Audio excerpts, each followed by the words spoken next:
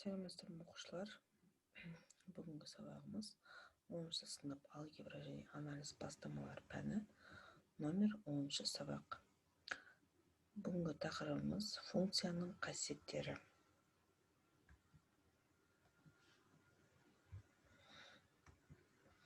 Сіздерге қойылған мақсат функцияның қасиеттерін зерттеуге есептер шығару. Жетістік критериялары: функцияның қасиеттерін зерттеуге есептер шығарады. Өткен тақырыпты еске түсіру үшін өткен тақырып бойынша сұрақтарға жауап берейік. Ол үшін сіздер берілген сұраққа тек қана жауаптарын дәптерге жазып өтесіздер. Бірінші сұрақ: функцияның анықталу облысы мәндер жиыны. Белгіленуін жазсаңыздар да болады. Анықталу облысы қалай белгіленеді, немесе мәндер жиыны қалай белгіленеді, соны жазып өтсеңіздер болады дәптерлеріңізге. Келесі, екінші, функцияның нөлдері. Бұны да қысқаша түрде жазып өтсеңіз болады. Үшінші, функцияның ең кіші 10 периодын табу. Оған мысал келтірсеңіздер де болады. Қалай ең кіші 10 периодын табуға болады? Дәптерлеріңізге жазыңыздар жауаптар. Келесі, төртінші, функцияның таңба тұрақтылық аралықтары. Қалай табатын едік? Бұл жерге де жаңағы мысалы келтіріп, немесе өз сөзіңізбен жазуыңызға да болады. Дәптерімізге жауаптарын жазып отырамыз. Келесі, бесінші, функцияның өспелі және кеңмелі аралықтары.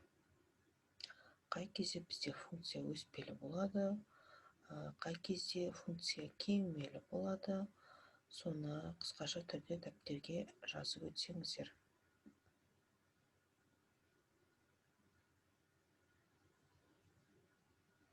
Келесі, алтыншы, функцияның экструмдары.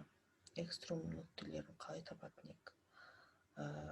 Ол туралы қысқа анықтама жазсаңыздар болады, және де өздеріңіз мысал келтіріп кетсеңіздер де болады.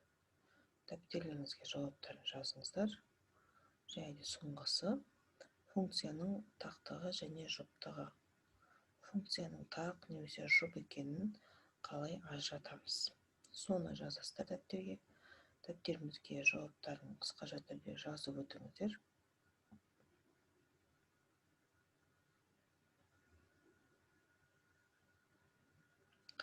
Жақсы, жазып болсаңыздар, келесі тапсырмаға көшейік.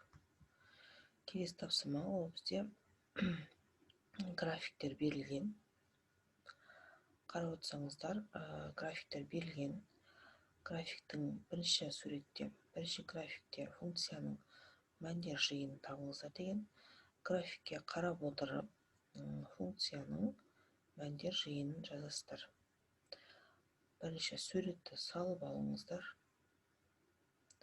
Қарап отырсаңыздар, сурет бірақ график берілген. Сол графиктен табу керексіздер. Сіздер дәптерге осы бір графикті салып алыңыздар. Бірінші графикті салып алсаңыздар дәптерге, енді бірінші функцияның мәндер жиынын табасыздар осы графикке қарап. Екінші, функцияның анықталу облысын табасыздар осы графикке қарап. Және үшінші, функцияның нөлдерін табасыздар. Егер қарап көріп отырсаңыздар, қызыл сызықпен берілген. Егер назарларыңызды қатты аударсаңыздар. Жазып өтейік. Осы берілген графиктің мәндер жиыны, анықталу облысын және нөлдерін жазып өтіңіздер.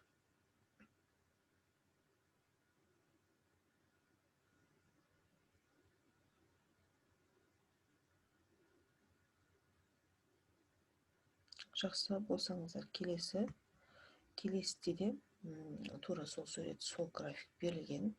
Енді бұл жерде функцияның экстрем нүктелерін табу керексіздер, және таңбаның тұрақтылық аралығын табасыздар. Және алтыншы ол бізде таңба тұрақтылығы. Дәптерге жазып отырыңыздар. Жаңағы бірінші, екінші, үшіншіні таптық. Енді төртінші ол бізде экстрем, бесінші ол бізде функцияның таңба тұрақтылығы, және алтыншы ол таңба тұрақтылық аралықтары. Ол алтыншы. Дәптерге жазып өтіңіздер. Дәптерге жазамыз.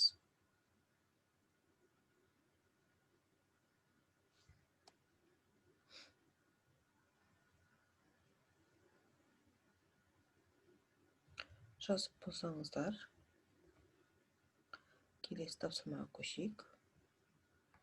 Келесі тапсырма ол бізде кесте берілген.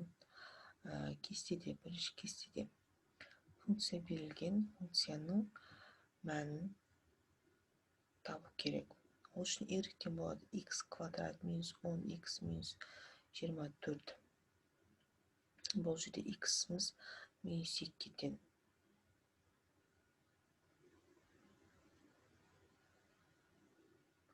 Сонда жауабы бізде, y-тің жауабы ол бізде 0-ге тең болады.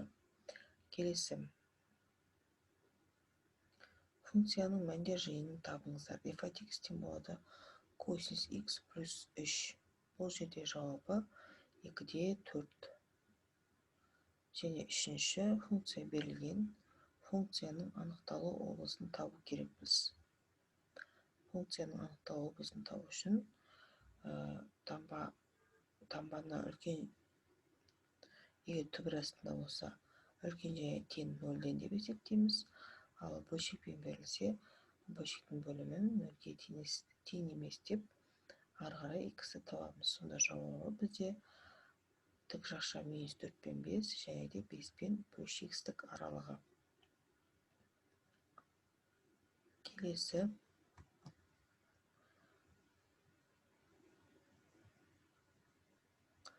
Келесі кесте бойынша сіздер өздеріңіз есептеу керексіздер. Бұл жерде функцияның нөлдерін табасыздар. Және екінші кестеде функцияның жұптығын, тақтығын анықтау керексіздер. Және де кері функциясын, келесі үшінші кестеде функция берілген, соған кері функция табу керексіздер. Дәптерімізге сызып алайық.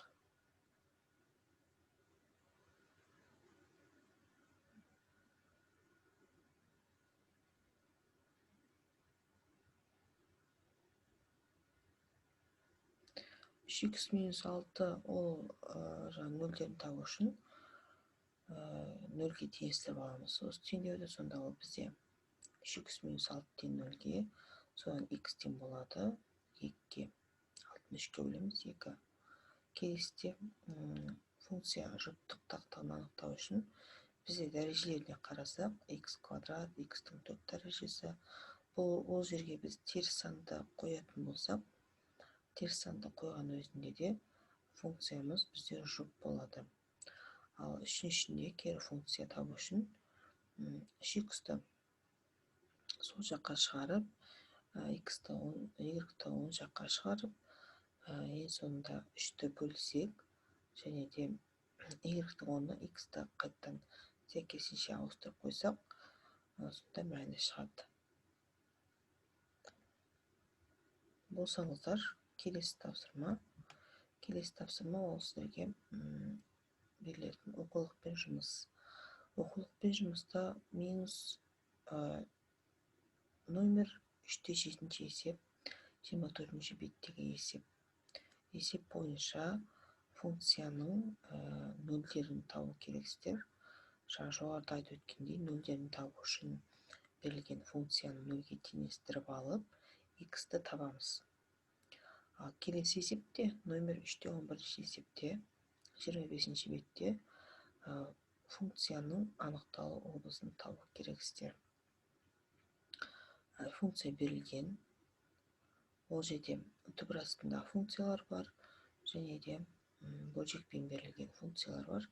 Түбір астында берілген функцияларды үлкен және тең нөлден деп алып есептейміз, x-ті табамыз. Ал бөлшекпен берілген функцияны біз бөлшектің бөлімін нөлге тең емес деп x-ті тауып, сол арқылы қиылысу нүктелерін табамыз.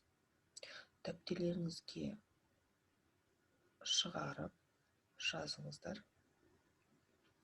Бірінші 3-7 есепті шығарайық, одан кейін 3-11 есепті шығарайық.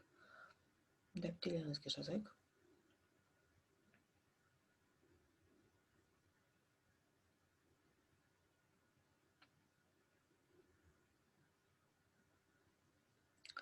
Егер квадраттық теңдеу берілсе, жаңағы нөлдердің табу кезінде, онда біз квадраттық теңдеуді шешу білеміз, дискриминант арқылы x1, x2 мәндерін табамыз. Жақсы.